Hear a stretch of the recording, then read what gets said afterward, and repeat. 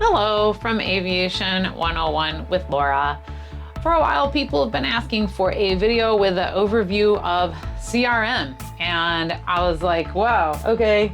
I spent like hours and hours of dispatch class talking about dispatch resource management and crew resource management. And how am I going to make that into like a short video? Because as you guys watch my channel, you'll see most of the videos I try to keep under 20 minutes. So this is going to be not an exhaustive overview of crew resource management, but if you are looking for like a quick refresher for kind of describing it to somebody who might ask you what is crew resource management, hopefully this is your video. This is sponsored by my friends at Pilot Chips with pilotchips.com. Sent me all these chips and they sent me this one, which is Flap Operator. And I just want to show you guys a couple of these and we'll talk about how they have to do with the crew dispatch resource management, crew resource management. But first we got the window licker. This guy, he's pretty cute. He is, licking the window. He's my little window licker here.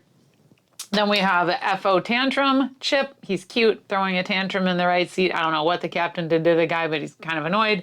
And then we have the gear up, shut up chip. These are cute little chips, and they also included another one for the FO, the coffee retriever, which is probably my personal favorite. Really, really cute chip. But yeah, you can get a bag of these. I would encourage you to check them out at pilotchips.com. But let's talk about crew resource management because, you know, should the FO throw a tantrum in the right seat? I think everybody watching knows probably they should not be. Maybe we can talk about why and where did all this come from? Really, it's about interpersonal communication. And I have to go back to the history to get it started. But the idea of crew resource management is us making effective use of all available resources to maximize the probability of the safe flight. Not just like this guy. He's called meat in a seat. Because he's like not doing anything, just on his phone or something. Is he really helping keep the cockpit a safer place? Doesn't look like it. That is not effective use of all available resources.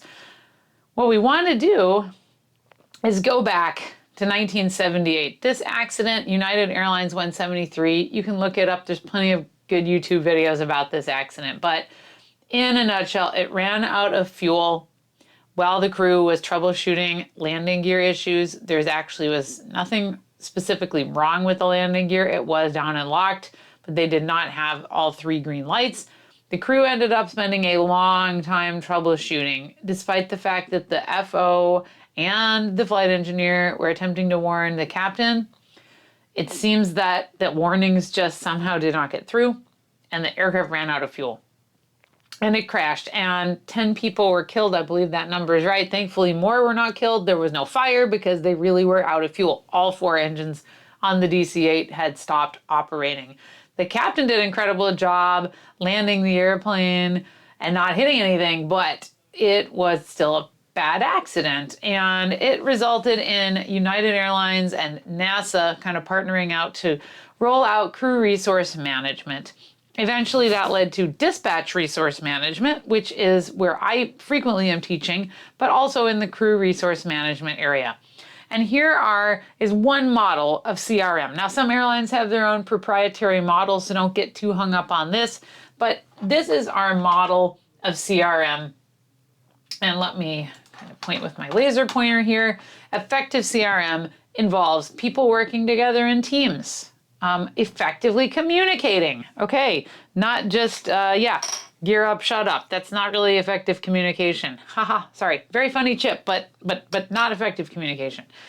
Crew communication. The coffee retriever, you know, that's maybe team building. That's probably good. You can bring your crew coffee. That's good. But really, we're talking about working together effectively as a team, needing good communication and leading to decision-making process, which is incumbent on us having good situational awareness of what's going on around us as we're making decisions in the cockpit. So again, don't get too hung up on this model. This is just one model of effective crew resource management, but all of these things in theory should be in place for us to have good cockpit resource management, good crew resource management. They changed the name over the years.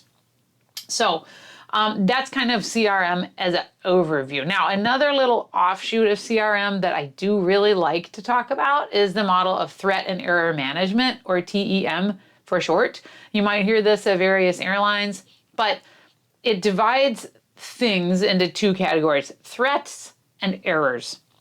A threat is something that comes out at the aircraft or at the crew, and it's not something that the crew did wrong.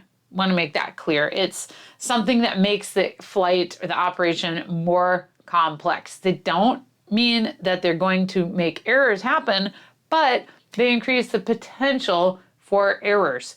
Now, let's talk about what some of them are. I have a whole lot of them here. This says is a slide of things that lead to crew error, but it also can be dispatcher error, okay? So like MELs, if you have MELs on the aircraft, something's not working right, that increases complexity. If you have distractions, that's true for crews and also true for dispatchers, okay? You have sometimes ATC is clearly trying to help us, but sometimes they can become a distraction. It's possible. You have to learn to fight against that. Time, running late, being behind schedule, going to unfamiliar airports, diverting to another airport, all these things, they aren't errors, they are threats. We kind of think of them as red flags. They don't mean something's going to go wrong, but they increase our operational complexity. Errors, on the other hand, are things that the crew or the dispatcher does that leads to a deviation from what you expect to happen, what you intended to happen. You make a mistake. You slightly misprogram the autopilot, okay? You make a mistake when entering all the paperwork data for making the dispatch release, okay?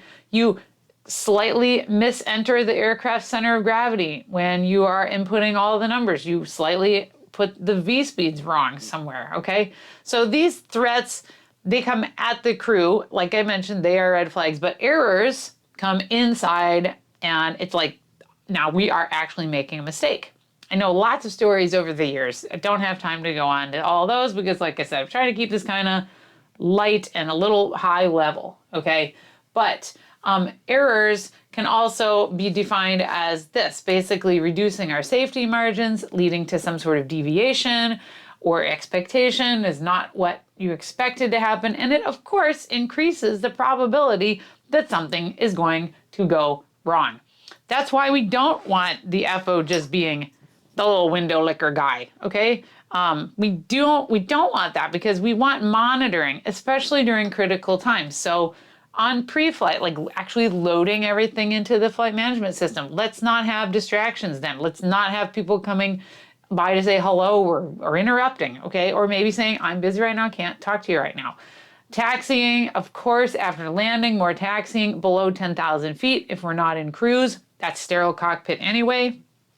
And then if you're like not on an established route of flight, if you're getting near a waypoint that you need to be paying attention to, and then especially like as you're changing altitudes, needing to pay more attention during these critical times. And that's where that monitoring comes into play.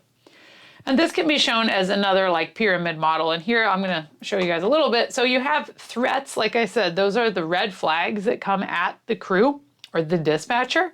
We can have strategies for how to deal with them. Like perhaps, you know, if I'm working on a dispatch release, I can't be interrupted because it's a complicated one.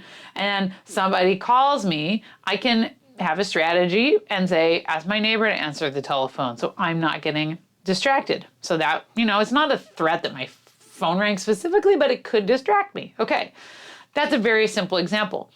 Or then the other one is errors. So that's this one down here. So we want to resist errors with the idea of, again, increased monitoring in certain times of flight, but then resolving errors, like being willing to speak up, you know, not just the gear up, shut up FO, but the FO that is willing to speak up, or the captain who is willing to speak up again and again until we have a clear resolution of whatever the error was that you saw happen.